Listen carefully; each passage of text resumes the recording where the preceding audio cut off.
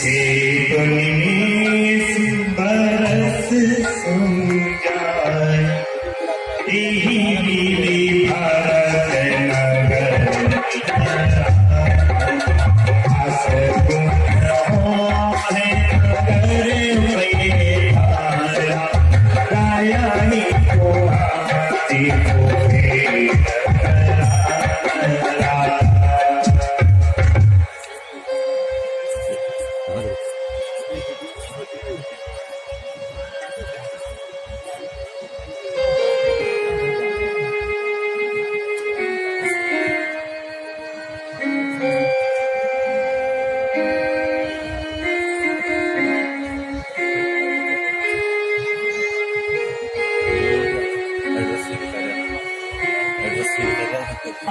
विधाता, नगरी की यह दुर्दशा।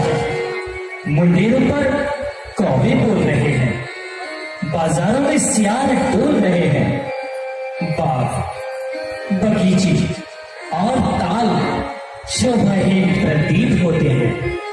पशु चरना छोड़कर आलस्य में पड़े सोते हैं।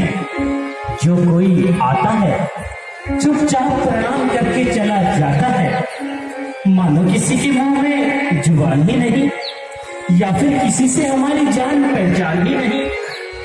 दिशाएं रो रही हैं, कुल नगर में शोक छाया है। विधाता आज क्या अपशकुन इन आंखों को दिखाया है। भवन सोने से लगते हैं, गली बाजार निर्जन है। रची है आज क्या रचना, प्रभु ये कैसी माया है। निस्संदेह भ्राता जी, चारों ओर अपशकुन ही होते जा रहे हैं, जो किसी भारी दुर्घटना का पता बता रहे हैं। हाँ भाई, नगर के समस्त व्यवहार उल्टे दिखाई पड़ रहे हैं, मानो चारों ओर से अंगार से भर रहे हैं। चलिए भ्राता जी, महल में चलकर ही इसका कारण पूछे, यहाँ कोई नहीं बताएगा। हाँ भाई, चलो महलों में ही चलते हैं। मिले न गवई जुहार जा भरत कुशल पूछी भय विषाद भय विषाद मन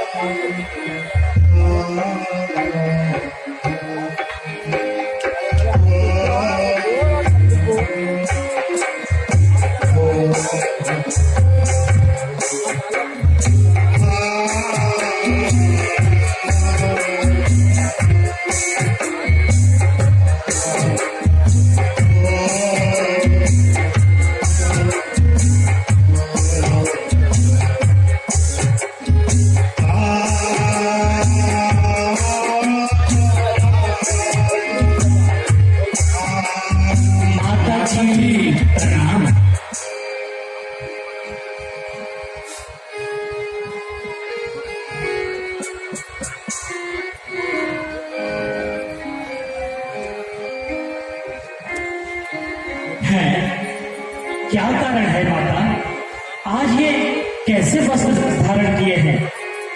आपके आभूषण कहाँ हैं? आपकी मांग में सिंदूर नहीं है। क्या हुआ मातेश्वरी? महाराज आपके कक्ष में भी नहीं है। राजमहलियों सूना सूना क्यों हो गया है?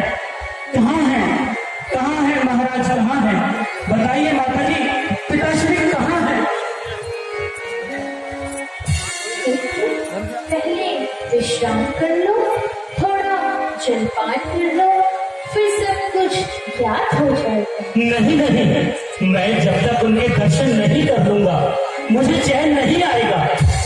पुत्र, इतनी शीघ्रता क्या है? मैंने सब कुछ ठीक कर रखा है। क्या ठीक कर रखा है? बताओ, शीघ्र बताओ। पिताजी और भाई राम लक्ष्मण जी कहाँ हैं? पुत्र, बच्चा ने मुझे बड़े अच्छे अवसर पर सावधान कर दिया, नहीं तो सारा ही कार्य बिगड़ जाता और फिर हाथ मलने के अतिरिक्त कुछ हाथ नहीं आता। आज तुम ये कैसी रहस्य भरी बातें कर रही हो माता जी? पहले जो कुछ मैं पूछ रहा हूँ उसका तो उत्तर दो ना। पुत्र, संसार में जो जन्म लेता है एक दिन उसे संसार का त्याग भी करना पड़ता है।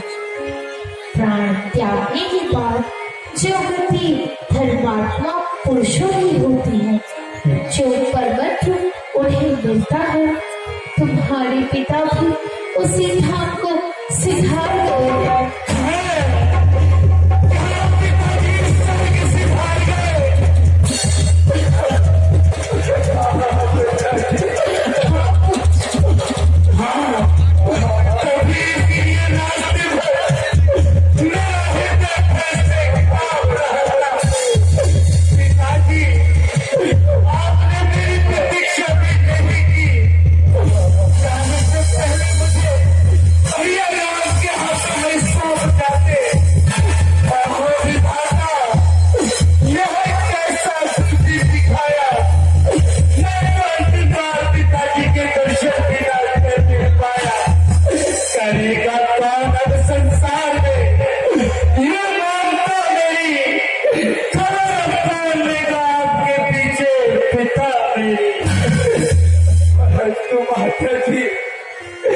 पिताजी ने कैसे पढ़ाओ के आगे कुछ लोग हो गया था। कुछ भी तो नहीं। बताओ मां, प्राण त्याग के समय उनके अंतिम शब्द क्या थे? उन्होंने जाने से पहले मुझे अवश्य पुकारा होगा। बताओ मां, बताओ। कुछ भी नहीं पुत्र, राम के वियोग के कारण वे कुछ विक्षिप्त से हो गए थे। बस अंतिम समय केवल राम को पुकारते रहे और उन्हीं लेते परलोक से धर गए।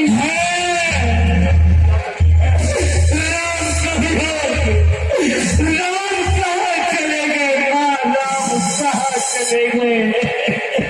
राम का बन जाना ही तो उनकी मृत्यु का कारण बना पुत्र। राम का बन जाना, ये कैसी रहस्य भरी बातें कर रही हो माँ? कैसी रहस्य भरी बातें कर रही हो? जो कुछ हो उसे जाने दो।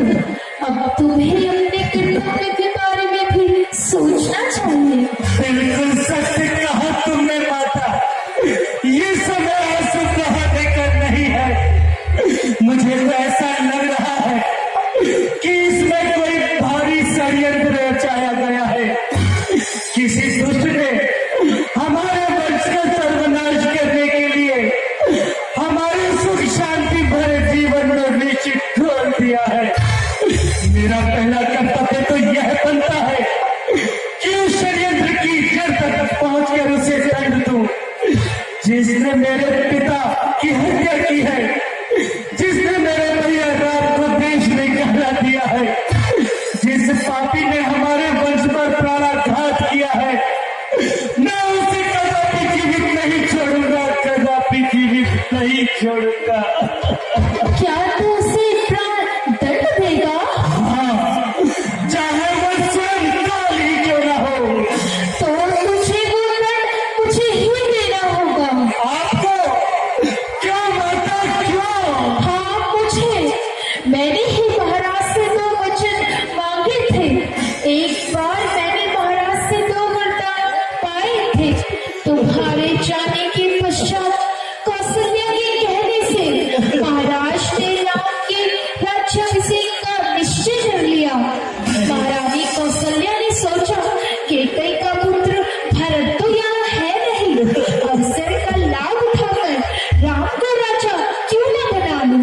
मैंने ऐसा नहीं होने दिया।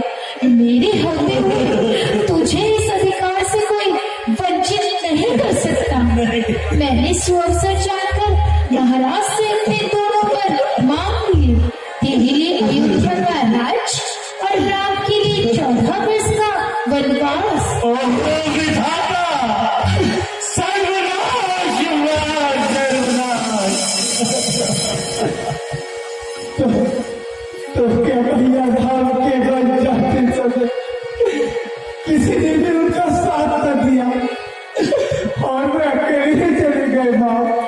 नहीं पुत्र, लक्ष्मण और जानकी ने उनके साथ जाना ही स्वीकार किया। पुत्र भरत, मैंने तुम्हारा रास्ता बिल्कुल साफ कर दिया है। बेचारी मंत्रा ने इसमें मेरी पूरी सहायता की, उसी ने ये रास्ता सुझाया, मेरी आंखें खोली। राम के साथ सीता लक्ष्मण बिना किसी आपत्ति के वन चले गए।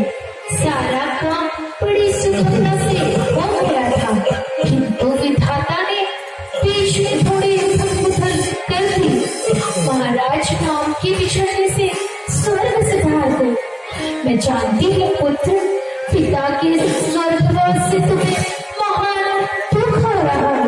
माता जी, यह आपने बहुत ही सुंदर कार्य किया है।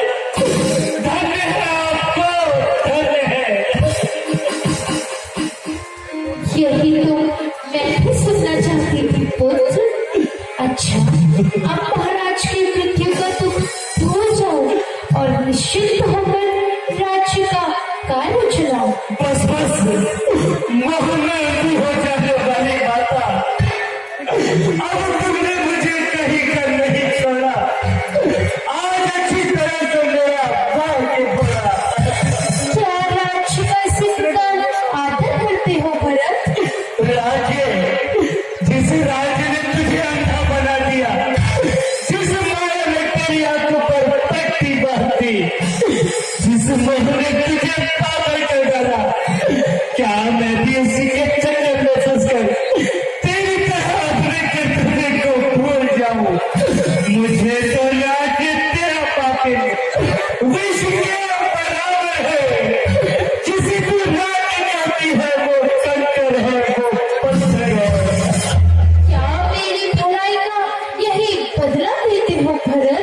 भलाई, इस अन्याय को भलाई कहती हो, इस पाप को अच्छाई जानती हो। नींद को जल से अलग करना भी भलाई है, जल को काट कर पत्तों को सीखना भी भलाई है। पिलाया विष मुझे, अच्छा किया है प्यार ये तूने, उजाला कुछ प्रिय से किया उपकार ये तूने। रहकर तीर छाती से किया है पार ये तूने, लगाया घाव पर मेरे गर्म अंगार ये तूने। समझा, खूब समझा, आज तेरी स्थिति नागिन की कहाँ सीखी है तूने है उल्टा रीति नागिन की। पुत्र, तुम ये क्या कहने लगे? क्या यह भी नहीं समझते कि मैंने तुम्हारे लिए कितनी कठिनता से वरदान प्राप्त किए? वरदान, ऐसे वरदान मांगते समय तेरी जुबान क्यों न चल गई? तेरे मुंह में कीड़े क्यों न पड़ गए? तेरे मुंह में कीड़े क्यों न पड़ गए? ले लीजिए, मत लीजिए भाई साहब, ले लीजिए, मत लीजिए। आगे भी आओ, बाद में करेंगे।